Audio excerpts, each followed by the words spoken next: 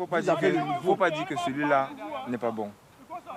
Tu vois, il ne faut pas dire que pourquoi il est pro et il n'a pas de niveau. Il faut plutôt dire pourquoi ceux qui ont le même talent... Non, qui sont même plus qu'eux. Voilà. Là, je suis d'accord avec toi. Ouais. Et ne vivent pas de foot. Ouais. Non, je crois que c'est question de chance. Et c'est question d'entourage, comme je dis souvent aux gens. Si tu n'as pas quelqu'un qui t'entoure, qui t'amène là. Question de parcours aussi. De parcours, oui. Hey, ça ne veut pas, mi-temps. Quelqu'un sort. Tout le problème, c'est de rester dans le jeu. Être là au bon moment. Satisfaire à la loi de l'offre et de la demande. Avoir de la chance. Être bon. C'est alors un tout autre sport, pratiqué dans tous les métiers, tous les arts, toutes les disciplines, et qui n'obéit plus forcément aux règles du ballon.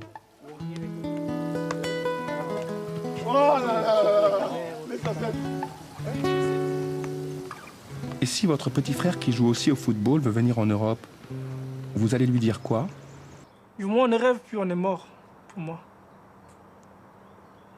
Et voilà, j'ai dit tout à l'heure, je ne suis pas devenu un dieu des stades ou un dieu du foot, mais je suis quelqu'un de... Le foot m'a amené cette discipline, m'a apporté cette discipline qui m'aide aujourd'hui à m'en sortir dans la voie qui est la mienne aujourd'hui. Les clubs sont... je ne sais pas s'ils sont complices, mais ils sont au courant. Ils sont au courant. Parce que moi, dans mon cas, on était 6. Et il y avait 6 autres qui attendaient. Et le gars avait les lettres d'invitation. Le plus souvent, c'est des lettres d'invitation que ces gens vont vendre en Afrique. Et je me souviens une fois, il y a un monsieur qui est venu au Cameroun, un Hollandais. Et il allait à peu près, il allait dans toutes les équipes où il prenait des meilleurs joueurs, où il allait faire une autre sélection pour pouvoir faire venir des joueurs en Hollande. Je me rappelle que j'avais été sélectionné dans le groupe. Et il a fait de nouveau une sélection, où de nouveau j'étais dans le groupe. Mais après, il y a eu une histoire un peu bizarre et mes parents ont refusé de me laisser traiter avec ce monsieur parce qu'il y avait eu une histoire de pédophilie, un truc comme ça. Donc c'était un monsieur il était en Hollande, il était dans un réseau. Et ma famille a su ça à temps et j'avais arrêté de...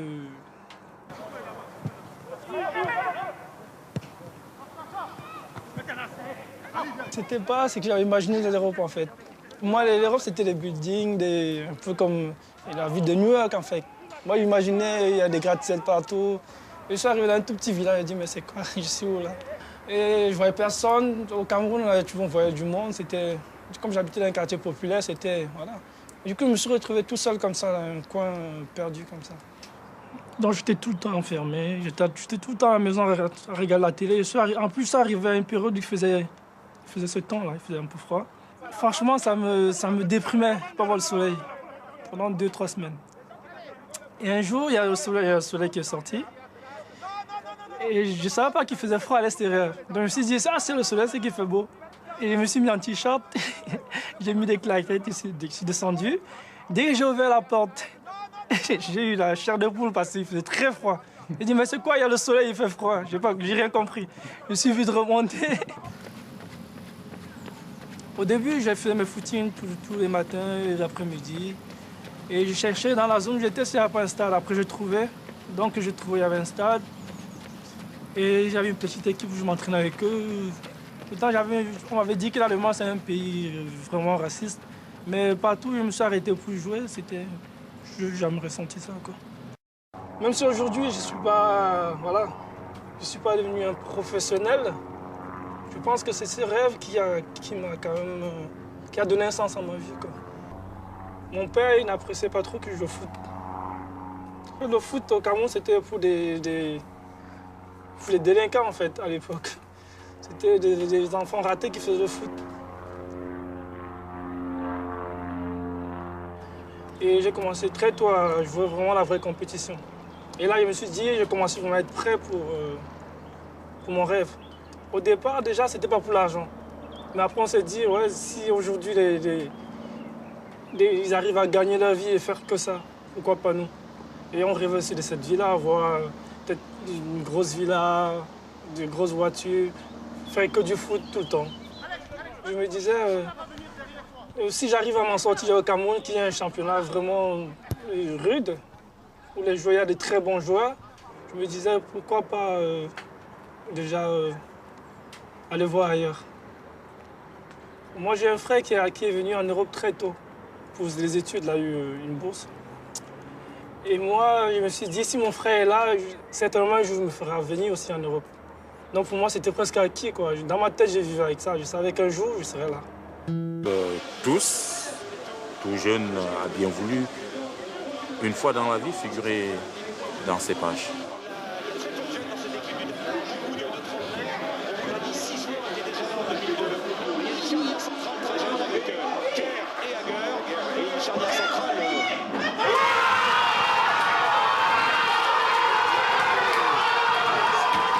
Devenir pro, s'identifier aux grands joueurs, courir comme un héros. Le rêve se matérialise en direct sur tous les écrans du monde. La cerise sur le gâteau serait de battre l'Europe sur son propre terrain. Ils arrivent, ils promettent monts et merveilles aux jeunes, qui relaient l'information vers la famille. La famille se mobilise, fait des emprunts énormes, tout en sachant que quand leur fils arrivera en Europe, c'est un futur millionnaire, donc ils pourront rembourser. Disons que le ballon a été propulseur pour qu'ils arrivent en Europe. Mais c'est leur famille qui a financé, c'est pas l'agent. On attend que ça. On attend que les recruteurs, puis ceux qu'on joue. Si on veut bien vivre. Moi, j'ai eu la chance parce qu'il y a mon frère. Pour ceux qui n'ont personne ici, comment ils partent? Ce n'est que par le canal d'un recruteur. Pour moi. Peut-être parce que je n'étais pas assez bon. Il y a aussi ça. Vous l'avez pensé parfois? Des fois, oui. Je l'ai pensé, ouais. Mais quand tu vois qu'il y en a qui étaient encore meilleurs que toi, qui ne sont pas quand même arrivés, tu te dis non, c'était pas ça. Il a manqué peut-être le facteur, je sais pas, chance. Je dois que ça au foot. Mais vous ne leur direz pas à ces jeunes joueurs que l'Europe ou le foot, c'est pas le paradis? Je leur dirais ça, mais qui va t'écouter? Tu peux dire ça à qui tu veux, mais personne ne t'entendra. Parce qu'ils verront bien que... Ils ne voient pas comment on vit ici tous les jours. Quand tu vas revenir au pays, ils verront bien que tu n'es plus le même, tu es devenu quelqu'un de respectable, entre guillemets. Et toi, tu leur dis ça. De quel droit? Alors que toi, il y a quelques années, tu aurais tué pour venir là. Pour eux, si tu leur dis ça, c'est... Quelque part, c'est... Je dirais pas, il y a un peu d'ingratitude. Moi, je pense sincèrement. On peut venir jouer, mais peut-être ça ne marche pas, on va souffrir.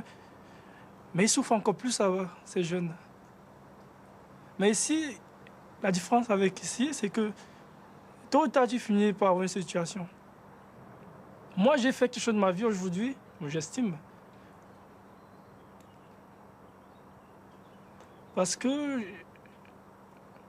je me suis retrouvé dos au mur. Et là, tu as des capacités qui naissent en toi. Tu es obligé de t'en sortir. L'Europe, ce n'est pas le paradis, mais... Comparé en Afrique, la souffrance qu'on vit, qui viennent. Dieu merci, la plupart, ils ont oublié leurs rêves et ils sont alignés et ils vivent une vie normale ici. Je peux commencer à me former pour préparer demain, quoi. De toute façon, on sait ce que deviennent des anciens footballeurs. Pas seulement au Cameroun, même ici, il y a des gens qui ont joué professionnel. Après, ils se retrouvent, après leur carrière, ils ne foutent rien. Parce qu'ils n'ont pas été formés, ils n'ont pas de diplôme, ils n'ont rien. Donc je pense que j'ai réagi assez rapidement. Hervé, qui n'a pas lâché le foot, a passé ses diplômes de moniteur sportif. Et il a créé une petite entreprise de coursier dont il est l'unique employé.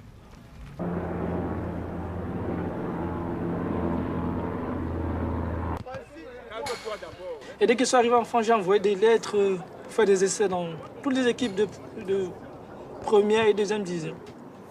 J'ai fait des lettres. Personnellement, j'ai fait des lettres. Qu'est-ce que vous écriviez dans ces lettres? Mais voilà, que je suis un jeune footballeur, je viens d'arriver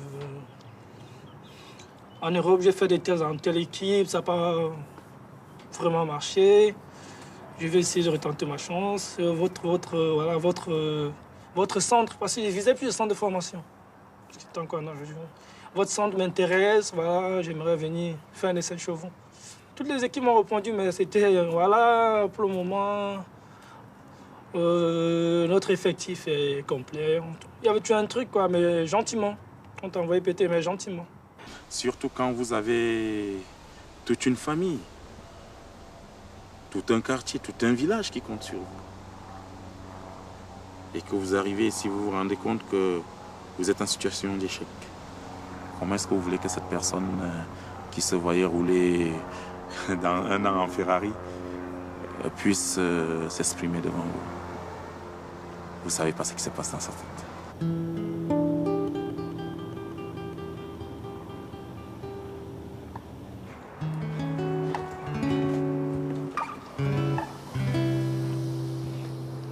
J'expliquais la situation au club. Ils étaient venus au tribunal avec moi la première fois.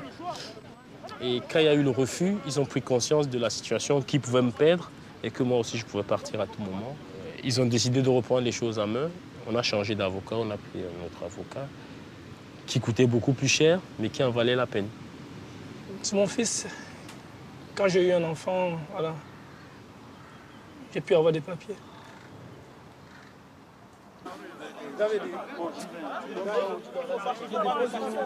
Ouais, quand t'as pas de papier, pas qu'en jouant au foot, dans la vie de tous les jours. Mais quand tu es sur un stade, quand même, tu sais que rien peut t'arriver. Sur un terrain de foot, on est partout et nulle part à la fois. Une équipe improvisée se retrouve une fois par semaine. Le match pourrait avoir lieu à Lomé, à Yaoundé, à Strasbourg, à Paris ou ailleurs. En Afrique, ce genre de rendez-vous s'appelle la santé.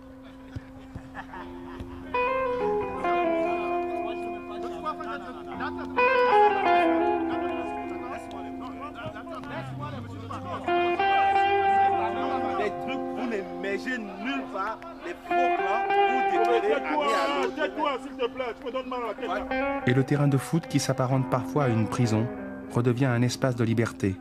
À défaut de pouvoir retourner dans son pays d'origine, nous voici au pays du foot.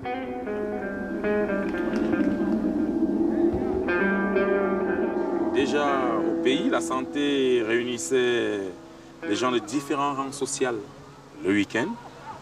Et comme le dit son nom, c'est la santé. On vient jouer pour sa santé, pour faire couler la sueur, pour garder son physique, quoi. Pour évacuer le stress, l'ennui, pour gueuler.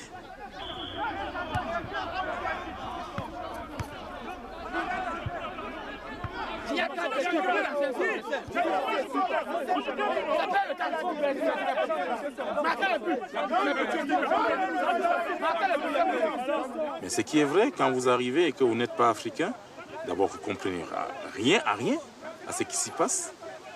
Or ça c'est pour extérioriser tout ce qu'on a emmagasiné pendant la semaine.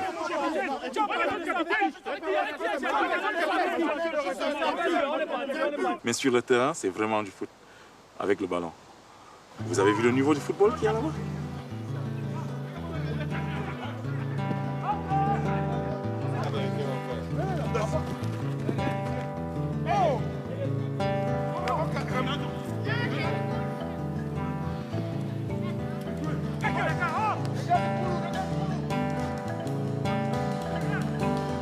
Il y a eu des moments où j'ai été vraiment désespéré. Heureusement que j'ai pas oublié le foot. Parce qu'à travers le foot, je continue à vivre, quoi. Parce que tu fais ce que tu aimes faire et tu penses qu'à ça quand tu es en train de jouer.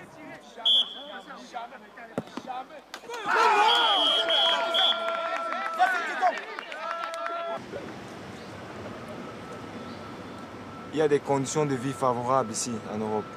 Mais ce n'est pas le paradis. C'est dur, c'est tout aussi dur. Mais c'est mieux.